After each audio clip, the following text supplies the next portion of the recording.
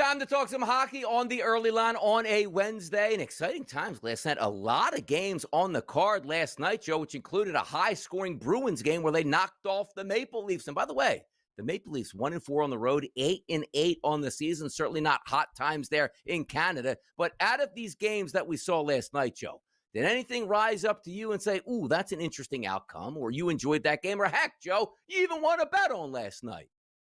Well, I was impressed with the Avalanche at home taking on the red-hot Anaheim Ducks. Anaheim, 11 wins. Nobody saw that coming here. The Avs have, they've had their moments here, but my goodness, a 4-1 thrashing of the Ducks last night at home was pretty darn impressive here. Colorado looks like they're starting to kick it into another gear here, but I like this Anaheim team, but they are becoming one of those public darlings right now, which means we got to look for spots to fade them in the near future. By the way, a couple big road wins last night, Joe. By the way, the Kings took on the Canadiens. Yeah. The Canadiens came in this game 10-3, decimated them 5-1. A big night last night. Kopitar got an assist, and he was a +3. But how about this one, too? The Hurricanes, one of the teams you think is going to factor into the Eastern Conference Championship. The Capitals went on the road and blasted them 4-1 last night with Carlson picking up a couple assists there for the Capitals. Yeah, didn't see that one coming. And the Canadiens, Montreal cracks me up here, Donnie, because how many more one-goal games are they going to win here? They have a majority of their games they have won have been of the one-goal type. So, listen, we've seen that over the years too, right? You get a lot of puck luck and you win those one-goal games. It's like, all right, congratulations, like in the NFL where, all right, Kansas City, how many one-score games are you actually going to win until it starts going the other way? You got to wonder that about the Canadiens as well. By the way, you don't get those like true bottom feeders. Like, granted, there are some teams that are really bad, but in hockey, it feels like everybody's always in the race. You look at the Atlantic Division, like the Canadiens, the Bruins, the Senators, the Lightning, the Red Wings, and then you finally get to the Florida Panthers down there, the Toronto Maple Leafs. Like, well, the Sabres, not really that good of a team. But let me ask you a question on this. Metropolitan Division, the Pittsburgh Penguins, not a lot of expectations coming into the season, opened up well, lost their last 2 games. Is they just going to fade out because they're just too old to play an entire NHL season? Like, what's up with the Penguins? Any legitimate chances for them to make the playoffs this year? Well, listen, when people have been screaming about the Penguins to unload, the aging stars that they have in those contracts and start to rebuild, that's been going on for a very, very long time. But the problem is, the Penguins have a hard time moving on.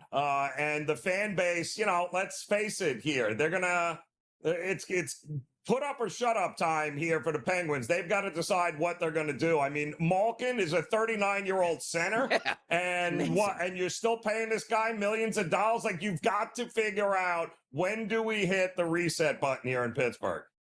You like Malkin, you got Letang, you got Crosby. It feels like I was like running around in middle school at this point by the time they started their career, and they're still actually playing at this point. So I find that interesting to myself as I look at it and say, ooh, how can they get through it, or how can they play this year? And we'll see how it turns out, but certainly stars. And also, Marc-Andre Fleury, correct me if I'm wrong, they just basically brought him back for the preseason and have him play a couple games to get a standing ovation. How about that? Yeah, you got to love it too, man. Some of these guys, though, it's like, time to go, man. Like, you got to go. I will say this. I don't think the Penguins have anyone else other than Ryan Graves under contract to 28, 29. So they will have really zero long-term commitments coming up. And now is the time to hit the reset button for Pittsburgh. Hit the reset button this morning right here on the early line. Let's talk some more hockey and bring in Andrew McInnis here. This man knows hockey. He knows he's ready to go. And also, I got a lot of questions for him this morning. Andrew, how's it going this morning?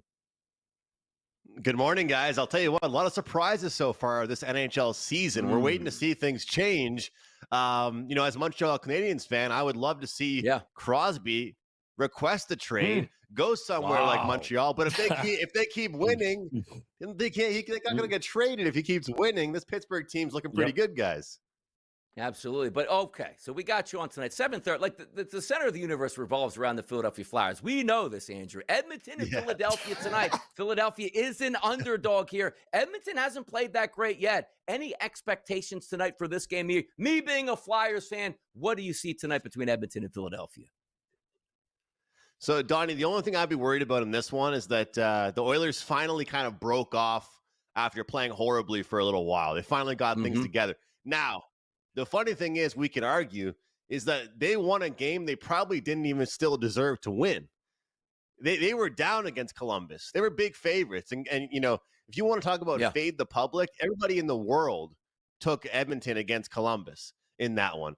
But now this is a spot here where I want to wait until a team finally wins one and gets some goals on the board. Then I want to back them. So I hate to do it to you, Donnie, but I think the offensive output is simply enough to do it for this Oilers team against Philadelphia. Like a team like Columbus kind of worried me against Philly or against Edmonton just because they have the offensive output. But Philadelphia near the bottom of the league and dangerous chances created. I hate to do it to you, but I think Edmonton somehow can build momentum off that win, even though it was ugly, and they'll get it done tonight in Philly. So I hate to do it to you, Donnie.